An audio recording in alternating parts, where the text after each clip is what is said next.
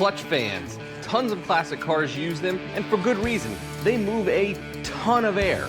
But did you know that most clutches that you're buying these days don't come on as soon as you probably want them to, especially if you're using a 160-degree thermostat. Today we're going to set out and try to prove that, and also show you a no-cost modification that you can do to get your clutch to engage sooner. Stick around. What's up, everybody? I'm Jeremy. Welcome back to Catfish Motorsports. And today we're going to talk about clutch fans. I know a lot of you guys have them. I have a couple cars with clutch fans myself. They're simple, they work, they move a ton of air. There's a reason they're still in use in trucks even after, 60 years. But they do have a few drawbacks compared to modern electric fans. We're going to talk about what those are and how you can try to overcome them with proper selection of the clutch and maybe a simple modification. So clutch fan issue number one compared to an electric fan, you just flat out need a fair amount of space to get these in. If you're putting a big old engine into a little bitty car, chances are you probably don't have room for one.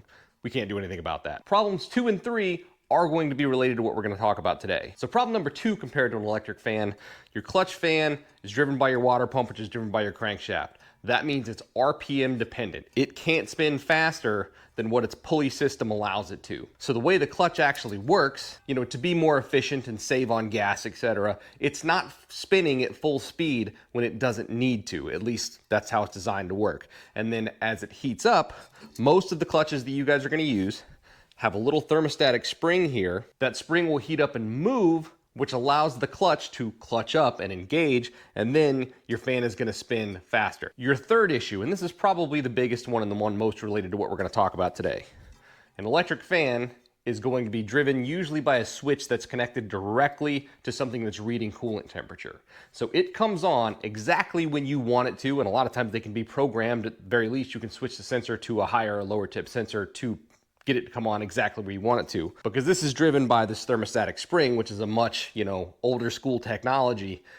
You can't really fine tune it as easily to come on exactly when you want it to. But that's what we're gonna set out today to try and modify a little bit to get it to come on closer to when we're gonna want it to for most of your classic muscle cars that you guys probably own. Let's start off really quickly by talking about clutch selection. Almost all of you guys, unless you're using an actual real vintage clutch, are gonna be using a clutch made by Hayden. There's 3 of them. They're gonna cover almost all your bases for any domestic muscle car. First is the Hayden 2747. This is the heavy duty fan clutch. It's probably going to be the most common one you guys are gonna select. Then you have the 2947. It's the exact same HD clutch as that 2747, but it's lower profile. Last but not least, we have the 2797.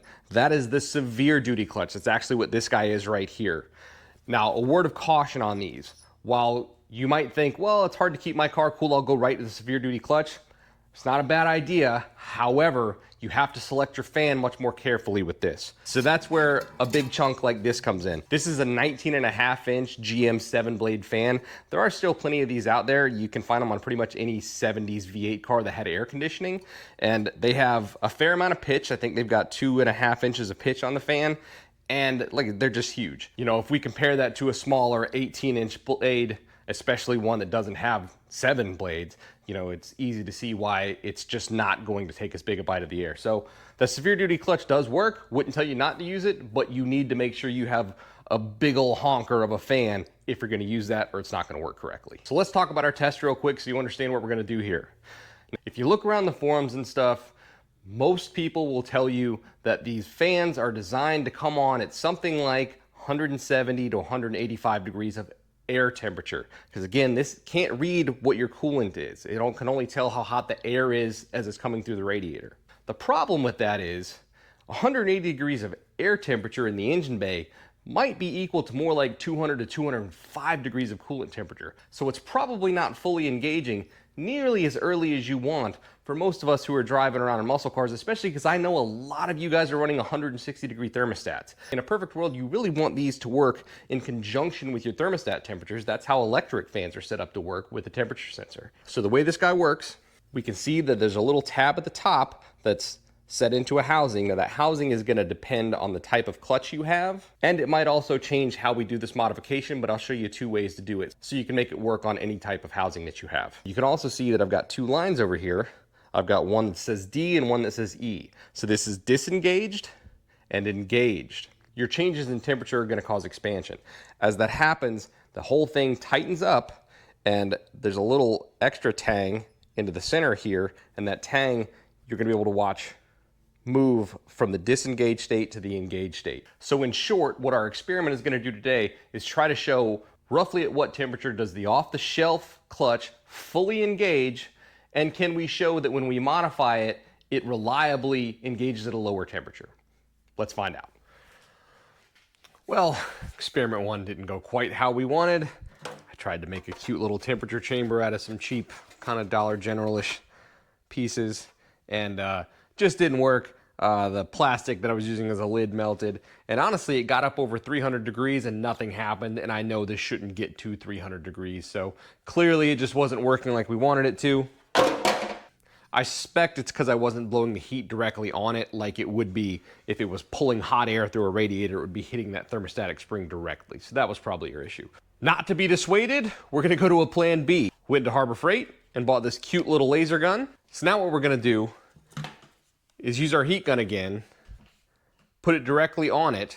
We're going to measure both time and the temperature it takes to go from the disengaged all the way to the engaged line. I don't know how much the time is going to mean, but I want two different data points. So we're going to measure time, and then once we get it to engage, we're going to take a quick temperature reading, see what it's at. Then we're going to do a modification to the clutch itself and see if we can make that spring work both faster and at a lower temperature. I lost the footage the first time I did this, so that's why you're going to hear me say words like before and again. I just had to let it cool down and start over. So I'm trying to measure right on the little dot in the middle. We're at 85 degrees right now, which is right about where we were before. Get the gun hot. All right, here we go.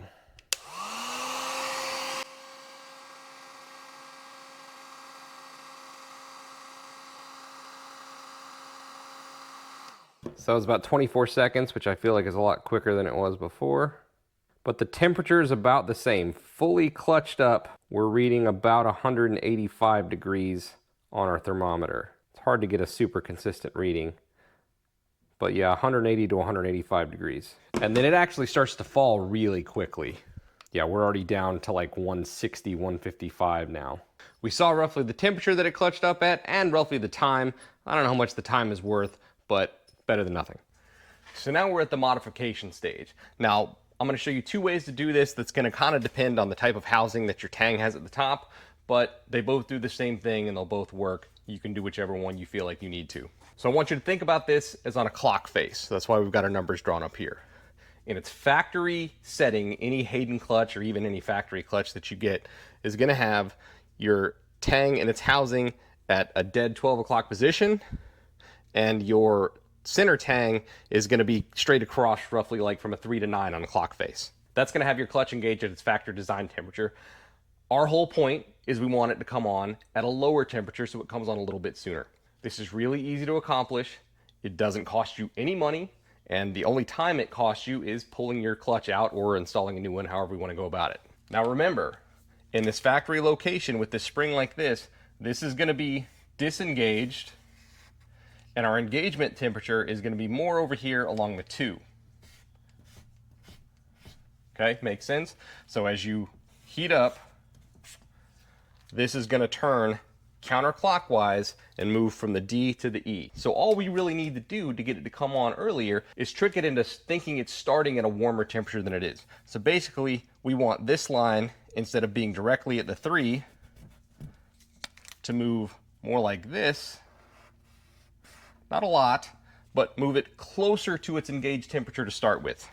So how do we do that? Well, basically you need the whole spring to move just a little bit counterclockwise. So there's two ways to accomplish that. If you have a clutch that has a flat bar that serves as your housing to this upper tang, all you really need to do is pull the tang out, take a Dremel, whatever tool works for you. I mean, some of them are designed so you have less room than others. So how you go about this is going to be determined by the tools that you have available and your housing style. But basically you can just take and cut an extra slot further over here, again counterclockwise, and then that's going to move this elbow over here. And now we've accomplished what we need to accomplish. So the whole thing is going to be twisted further counterclockwise to start with, which is going to move this center tang closer to the E. But again, that's only going to work if you have one of those flat stock housings like that. Alternatively, if you have a housing like our severe duty housing over there, where it's held in place by like a circle at the top, don't fret. Even though you can't cleanly cut a new slot, all you have to do is, again, pull your tang out and then take a pair of pliers and bend the tang slightly. Now, this is why I really wanted to show this on the board on a clock face, because if I just say it in words, it does kind of get confusing. In order to make your whole spring move counterclockwise, I mean, what you really want to think about maybe is this elbow needs to move to the left. In order to make that happen, you need to bend the tang clockwise. So all you got to do is pull your tang out, take a pair of pliers, and bend the tang from the 12 to the 1. Now think about what that's going to look like. When you bend that tang clockwise, now instead of being a straight 90 like this, it's going to move like that. It doesn't need to be a lot. That's probably way too extreme. You really only want to move it a few degrees. Just move it a few degrees from the 12 towards the 1 on a clock face. Instead of our elbow being here, our elbow has now moved counterclockwise, which is the same thing we did when we moved the whole tang. If you have the other style housing and don't want to cut a new tang hole, or you don't have a small enough Dremel tool to make it work, this will work on either housing. You can do this either way. So there you have it, easy, free modification. So now let's go repeat our test with our modified thermostatic spring and see if it comes on at a lower temperature. All right, here we go. Modified test. We are at 85.8-ish. All right, here we go.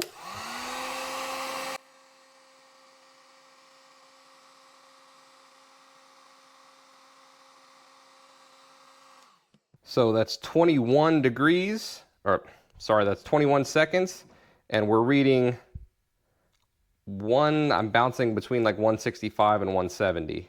Again, it falls really quickly. We're already back down into the 150s. I actually repeated this test with this old factory clutch just to show the other type of modification where you cut the extra slot. We made a bigger movement and actually lowered it by 30 degrees in this case. In the interest of keeping the video shorter, I'm going to hold off on showing that footage. So hey, modified versus unmodified, those are real gains.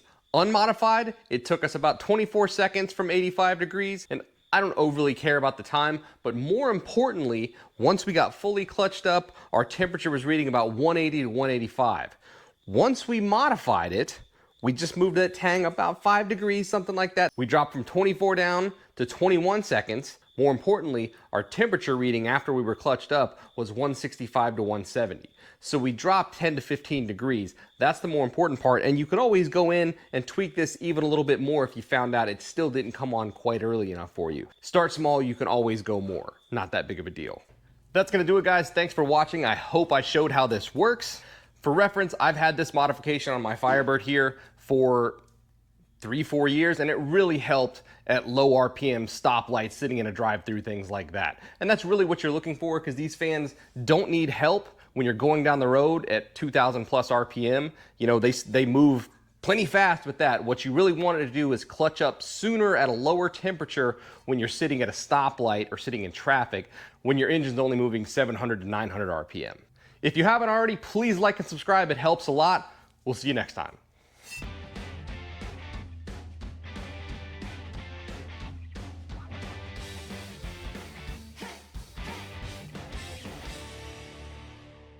So our experiment that we're gonna do is Badger.